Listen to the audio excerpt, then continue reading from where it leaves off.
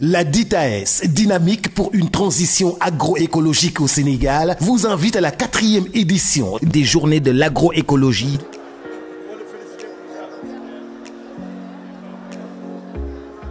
Le ministre de l'Agriculture, de l'Équipement rural et de la Souveraineté alimentaire a présidé la cérémonie officielle de lancement de la 4e édition des Journées de l'agroécologie organisée par la dynamique pour une transition agroécologique au Sénégal, DITAES. Une occasion pour Aly Ngouille Ndiaye de rappeler que pour le gouvernement, l'agroécologie est d'une importance capitale dans un contexte où le monde entier est affecté par une crise climatique entraînant divers problèmes allant de l'alimentation d'une manière générale à la commercialisation des produits agricoles, à la santé des consommateurs et aux risques environnementaux liés à l'agriculture conventionnelle, utilisant massivement des intrants chimiques pour augmenter les rendements dans des systèmes de production fortement dégradés. La politique agricole du président de la République, son Excellence Macky Sall, prend en compte une bonne partie de vos préoccupations sur la transition agroécologique. En effet, le PSE vert, qui prévoit de faire de l'agriculture le moteur du développement de l'économie sénégalaise, est basé sur une agriculture saine et durable, compétitive et créatrice d'emplois. Votre vision pour la transition agroécologique est une initiative encourageante qui rejoint donc la volonté du gouvernement du Sénégal à travers le PSE vert. La subvention des engrais organiques par l'État du Sénégal est une des illustrations de notre engagement pour promouvoir l'agroécologique à travers toutes les zones de production.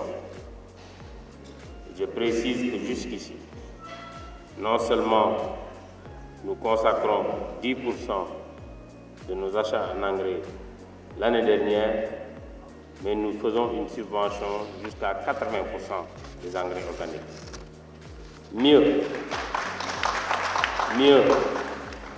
lors du dernier Conseil des ministres, le président de la République m'instruisait d'augmenter le niveau d'achat d'engrais organiques pour l'amener au moins à 20% de nos engagements.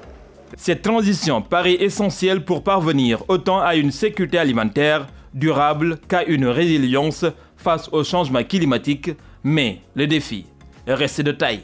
Les gens peuvent dire « nous ne savons pas ce qu'est l'agroécologie », alors que c'est un mode, c'est une pratique qui était là, qui se faisait, mais qui a été complètement déracinée pendant plus de 20 ans, presque 60 ans, où on a pensé que engrais chimique, engrais chimique, engrais chimique.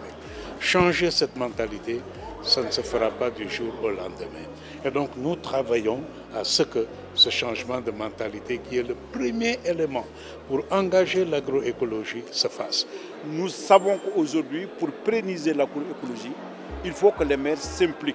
Et on commence à nous impliquer, puisque vous savez que l'environnement est un domaine de compétences transférées. Pour qu'il y ait une souveraineté alimentaire, il y a certains piliers majeurs. Le premier pilier majeur, c'est le foncier. On ne peut pas avoir de la souveraineté si on n'a pas, nos terres sont aux mains de multinationales privées. Donc on ne contrôlera plus notre production. Et le foncier est géré par les maires. On ne peut pas avoir de l'autosuffisance alimentaire, de la souveraineté alimentaire si nos semences sont importées et produites par des multinationales.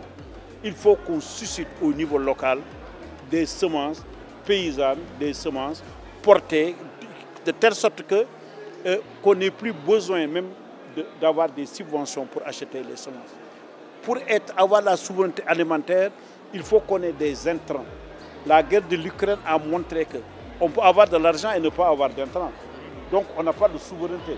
Il faut que ces intrants soient produits au niveau local et nous pensons donc à cet engrais organique, à ce compostage, ces stratégies que nous sommes en train de développer. Et là, ce qui est important aussi, c'est ce mouvement-là des consommateurs, des collectivités locales, des chercheurs, des organisations paysannes. Si je dis paysannes, c'est les femmes et les hommes. C'est aussi la recherche nationale et internationale. C'est aussi même la presse qui fait partie. C'est aussi la musique à travers le groupe Bidé Boubès. Donc c'est tout un ensemble d'acteurs qui ont pris conscience et qui acceptent d'aller ensemble pour opérer des changements face à la dégradation de nos terres, face au changement climatique, face à l'augmentation de la population, où tout le monde se cherche pour aller vers une souveraineté alimentaire, mais une souveraineté alimentaire durable, une souveraineté alimentaire portée par les Sénégalais et qui nourrissent les Sénégalais. Et ça aussi, c'est important de le dire, c'est les exploitations familiales. Ce sont ces entreprises rurales qui doivent porter aujourd'hui notre destin en termes de souveraineté alimentaire. Aucune entreprise, aucune multinationale ne va produire à notre place. C'est à nous de produire. C'est ça qui est important. L'agriculture sénégalaise doit aujourd'hui faire face à de nombreux défis, tels que des difficultés d'accès aux moyens de production, l'augmentation démographique, la désertification, l'accès à la terre et le changement climatique.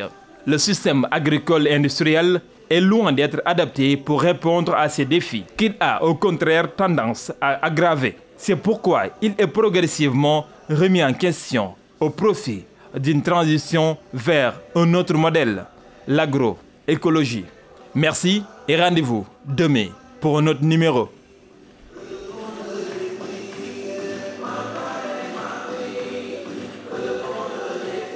La DITAES, Dynamique pour une transition agroécologique au Sénégal, vous invite à la 4e édition des Journées de l'agroécologie.